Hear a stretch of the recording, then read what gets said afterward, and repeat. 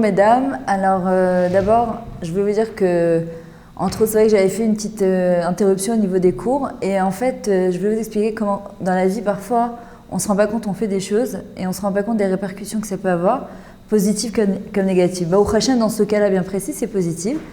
En fait j'étais une semaine en France où Baruch Hashem j'ai eu la possibilité de donner des cours aussi bien au Zaratora de Créteil que dans le 20e, le 16e et Créteil. Et j'ai rencontré des femmes qui m'ont dit justement qu'elles écoutaient les cours et que ça leur faisait énormément de bien. Et ça m'a remotivée à venir et à recommencer à transmettre. Moi, je suis en Israël, j'enregistre, ça dure une demi-heure, une heure, je pars. Et moi, ce que je ne me rends pas compte, c'est que Baruch Hashem, les répercussions que ça peut avoir dans le monde entier. Et en vrai, il faut savoir que c'est exactement ça la vie d'un homme. C'est-à-dire qu'à des fois, on fait des choses, positives ou négatives, et puis bon, on a l'impression que voilà, qu'on a fait quelque chose et ça s'est arrêté là. Mais si on était consciente des répercussions énormes que ça peut avoir, pas seulement dans notre monde, dans le monde entier, dans les mondes supérieurs, et que ça arrive Baruch Hashem jusqu'au Kisei HaKavod, jusqu'au trône divin, alors on s'empresserait mamage de faire les mitzvot. Maintenant, le cours, on va dire plutôt la sidra de cours que j'ai choisi, c'est justement pour les 7 secrets pour essayer d'obtenir de la vie Bezrat Hashem ce qu'on peut obtenir. Alors avant ça, je voudrais faire une petite introduction qui est très très importante.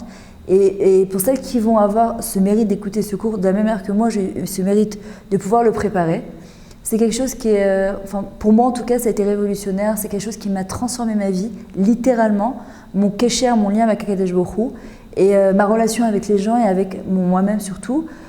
Comme on sait que pour découvrir la grandeur d'Hachem, il faut déjà apprendre à se découvrir soi-même. Pour voir la grandeur des gens, il faut déjà connaître sa propre grandeur. Et si on était consciente de la grandeur qu'on avait, qu'on recelait à l'intérieur de notre neshama, à l'intérieur de notre âme, de notre nefesh, de ce qu'Hachem nous a donné comme diamant, on s'empresserait de faire les choses avec beaucoup plus de joie, d'entrain. Et voilà, je vais commencer par une petite histoire. C'est un homme qui est devenu très riche et qui se dit qu'il n'y a plus lieu de continuer à travailler.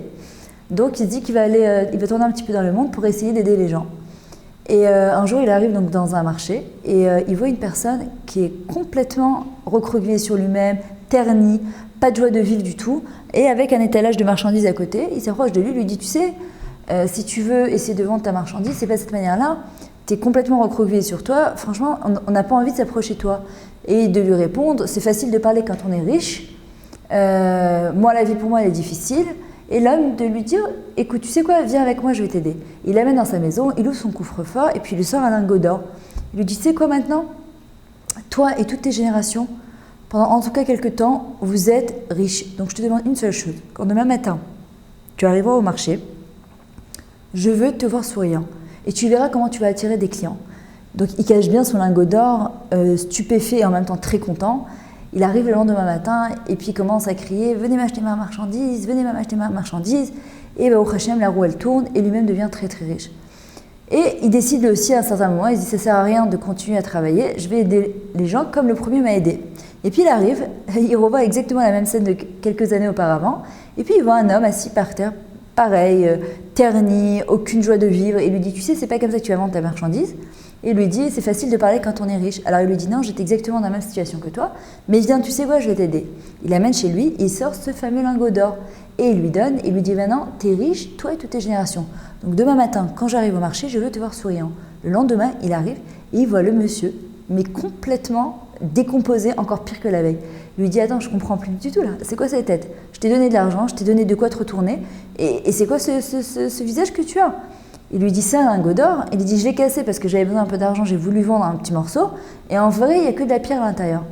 Et le premier bonhomme, il comprend que Be'etzem, le premier qui était venu, qui lui a dit, il lui a rentré cette émouna, cette foi en lui que maintenant tu es riche, donc tu n'as plus à t'inquiéter. Il est parti avec cette émouna et cette bitaron, cette confiance en lui, en Dieu, que maintenant il a toute la vie devant lui, il est riche, donc la roue, elle va tourner pour lui, pour toutes ses générations. Et c'est exactement ce qui s'est passé. En vrai, quand on se lève le matin, si on décide, et ce n'est qu'une question de décision et de prise de conscience, qu'on est riche, parce que réellement, si on commence à regarder tout le bien qu'Hachem nous fait tous les jours, alors bémet, on devient riche.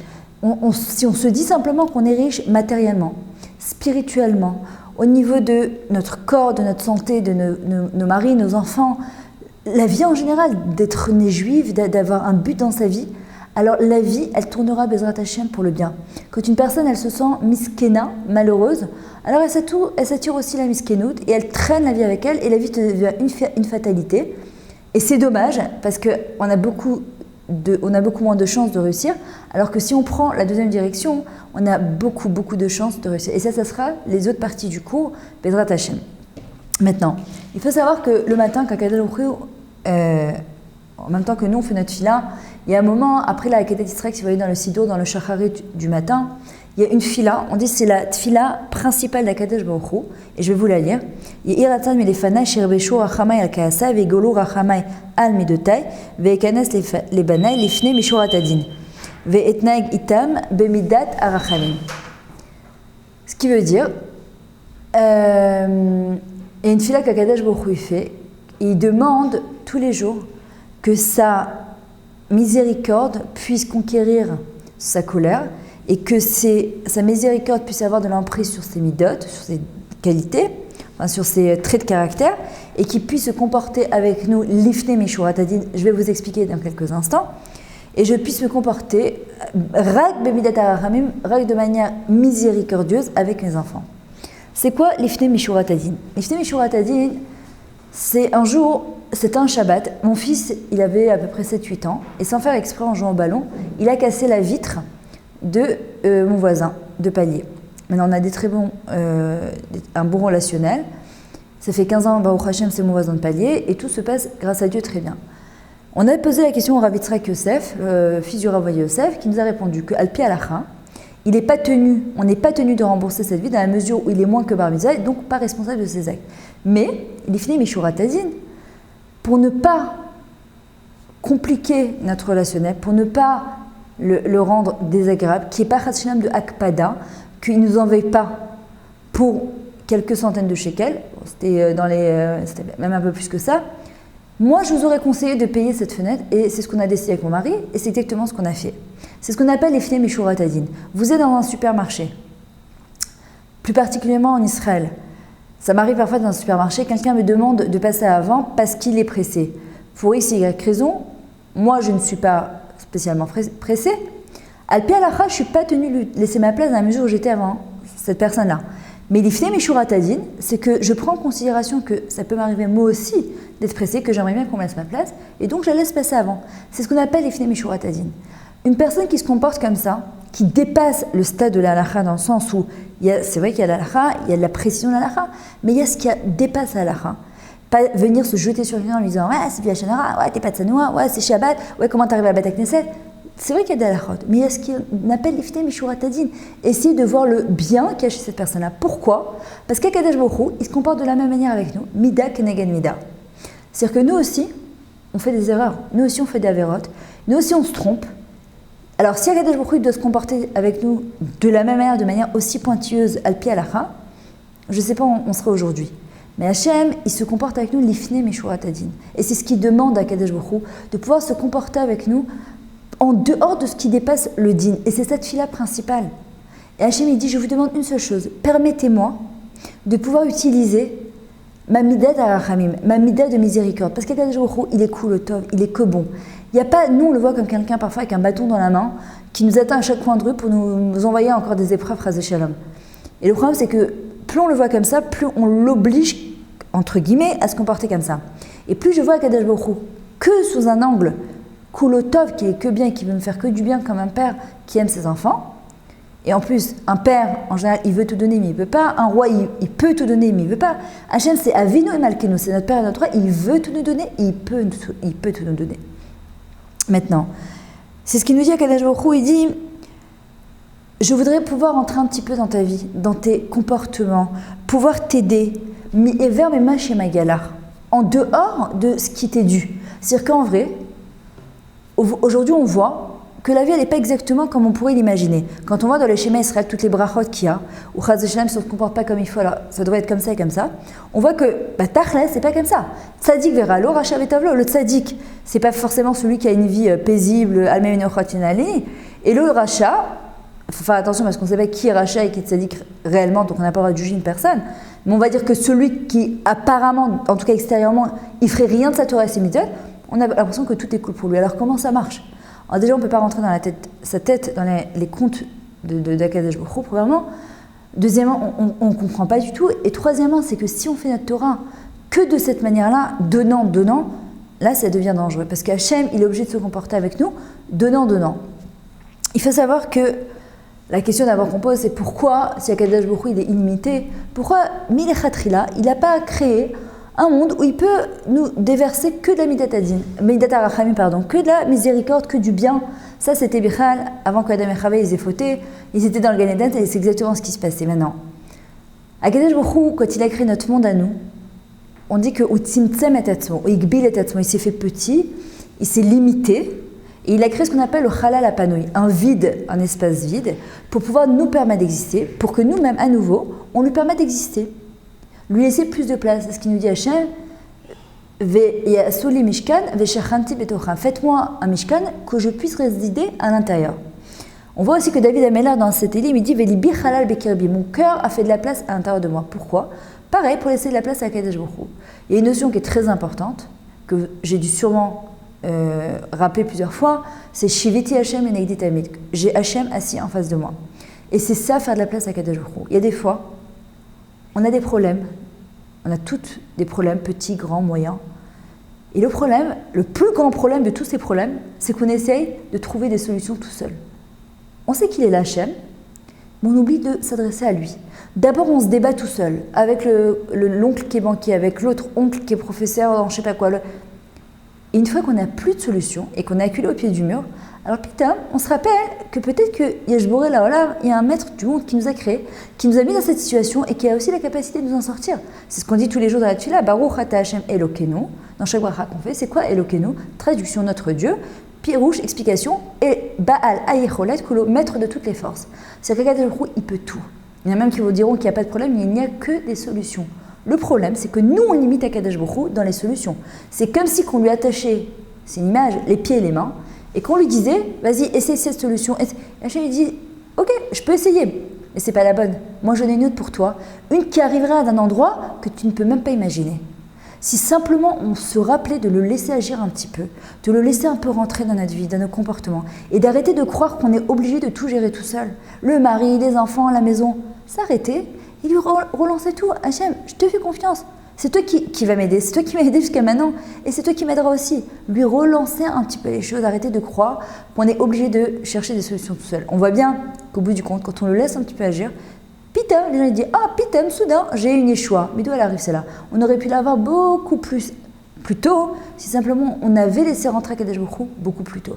C'est vrai qu'il y a des fois où on le laisse rentrer, que la solution elle n'arrive pas maintenant. Pourquoi? Pour un millier de raisons. C'est pas le moment, parce qu'Hachem il aime notre filote. Parfois il veut vérifier notre émouna, notre confiance en lui, notre bitachon, ce qui est la foi totale et absolue sans aucun doute, à 100%. Le bitachon, la confiance en Dieu, c'est le fruit de la émouna. Et Akadosh Baruch Hu, il a créé des lois, on va dire dans la nature, comme les policiers, il a créé des juges. Il a Tasu Shotrim, Shoftim, les Sharecha, des juges à vos parts, parce qu'il n'y a pas le choix. Déjà comme ça, c'est la jungle. Si on n'avait pas tout ça, on ne serait pas, on serait. Mais dans les mondes supérieurs, il a créé aussi ce qu'on appelle des malachim, des anges, sanégor et catégor, accusateurs et défenseurs. Et c'est comme ça qu'Hachem a créé le monde. D'accord? Maintenant, il y a une hanaga, ce qu'on appelle un comportement, ce qu'on appelle hanagat hayichud, où Akadosh Baruch Hu, en vrai, il est en mesure de faire et de gérer le monde de la manière dont lui seul veut, sans laisser intervenir sous aucun ange accusateur ou aucun ange défenseur. Maintenant, ce comportement, normalement, on dit qu'il aura lieu, Béviat à Mashiach, quand Mashiach qui va arriver. Mais Hachem, il nous dit, j'aimerais bien pouvoir me comporter avec vous comme ça dès maintenant. Ne pas attendre que le Mashiach, il arrive. Mais ça dépend que de vous, de votre émouna que vous avez envers moi, les sentiments que vous avez envers moi et le comportement que vous avez envers moi. Il y a un moussag, une notion dans le Zohar qui dit Beitarata beitata, itar de el. Ça veut dire quoi? Beitorerut milemata yeshi itorerut lemala. De la manière dont une personne elle se réveille d'en bas, elle permet en haut un réveil, et que ce réveil-là, Bezrat Hashem, il va redescendre sur terre et va permettre un autre réveil de en bas.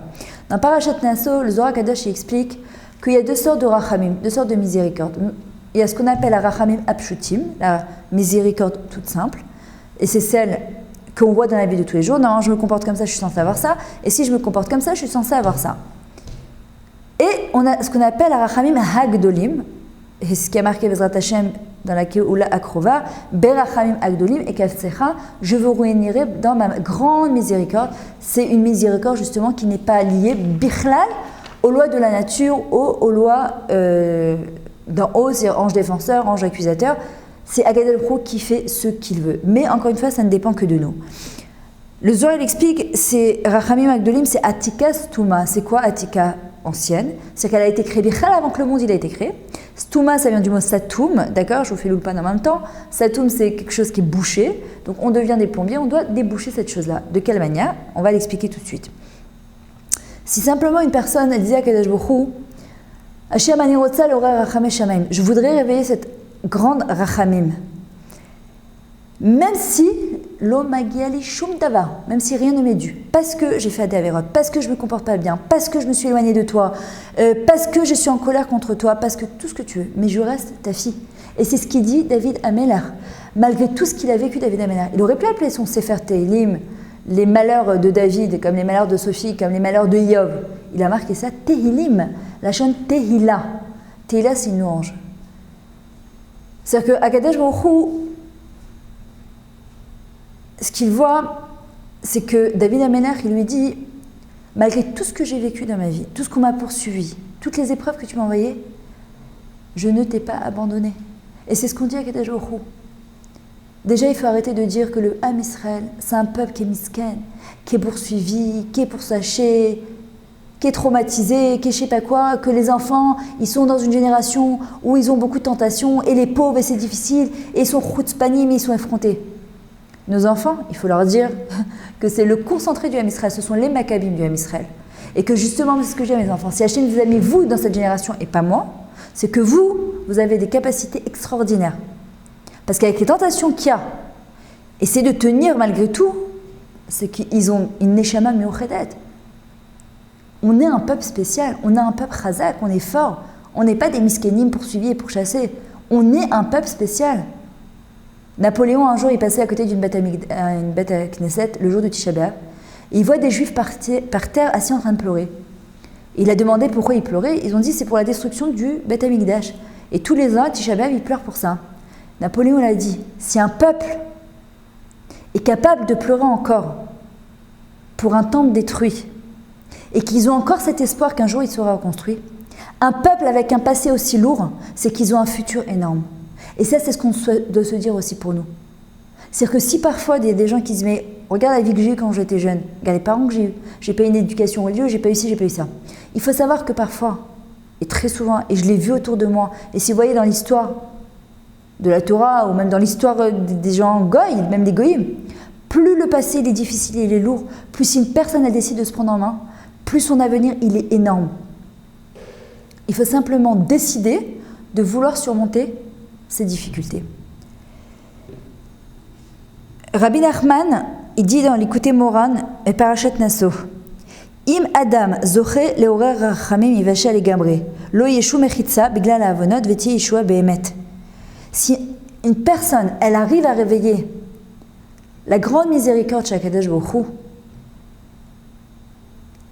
cette rachamim là, cette miséricorde, le délivrera complètement. Et le Zohar, il appuie, il dit Adam yivashel beshlemut, il sera sauvé complètement, pas un petit peu, pas à moitié. Il n'y aura aucune mechitza, aucune séparation entre lui et Akadosh Baruch Hu, parce qu'il a fait des avérotes, parce qu'il a péché. Et sa Yeshua, sa délivrance sera totale et vraie. C'est gigantesque. Si on arrive à réaliser cette chose-là. Un juif, il est venu sur terre, ce qu'il dit le Ramchal, c'est sûr pour les shtanot, pour changer. Le Ramchal, il dit Bekaran essentiellement, Bevadaï qu'un juif, il est censé faire sa Torah et ses mitzvot. Parfois, on voit des gens de l'extérieur, on a l'impression qu'ils font rien. Mais parfois, ils sont venus réparer une seule chose. Et parfois, on est trop exigeant avec les gens, ils passent avec soi-même. Mais en vrai, et des fois, on veut prendre des choses sur nous parce qu'on veut une Yeshua aussi. Et parfois, on n'a plus la force. Alors quoi? Alors, on n'a pas le droit à avoir de la miséricorde d'Akadosh Baruch Hu, on n'a pas le droit d'être délivré ou d'être sauvé. Akadosh Baruch Hu, il vient et nous dit si simplement comme une fille avec son père. Elle développe cet amour-là, cette émouna, cette foi en lui totale, qu'Akadosh Baruch Hu, il peut tout. Il n'y a rien qui l'arrête, Hachem. Mais si je veux vivre selon les lois de la nature, Mida Keneged Mida, alors Akadosh Baruch Hu, il est obligé aussi de faire fonctionner les lois de la nature. Alors, forcément, il y a Midat Adin, la Midat de justice qui vient et qui dit à Akadosh Baruch Hu, excuse-moi, pourquoi tu lui donnerais? Regarde comment elle se comporte. Hachem me dit, je peux rien faire. Mais si une personne, elle dit à Hachem, Nachon, c'est vrai que je t'ai parfois abandonné. Nachon, que je ne me comporte pas toujours comme il faut. Mais je suis ta fille. Et si ce n'est pas toi qui m'aide, qui c'est qui va m'aider? Donc déjà, pour conclure ce petit chapitre et suite après, c'est de savoir qu'Akadosh Baruch Hu, cette fille-là principale, c'est qu'il puisse gérer ce monde et nous donner le meilleur. Et il a envie de nous donner le meilleur, mais ça dépend que de nous-mêmes. Plus on va développer notre émouna, notre bitachon, notre confiance en lui, et on est venu sur terre pour ça, c'est ça Israël, Yachar El, c'est de créer un lien direct avec Akadosh Baruch Hu. Plus Bezrat Hashem, on aura cette force-là de pouvoir faire tirer la grande miséricorde sans faire aucun calcul. Et encore une petite nekuda, encore un petit point pour finir, le Ramchal explique, c'est quoi la tikva, l'espoir? C'est du mot kav he, c'est tirer une ligne droite entre moi et Hachem. Kav, c'est une ligne, et Akadosh Baruch Hu. C'est-à-dire qu'une personne, si elle développe cette tikva-là, cet espoir envers Hachem, alors Bezrat Hachem, c'est le Zohar qui le promet, et Rabbi Nachman, elle sera délivrée entièrement et complètement. Toda Rabba.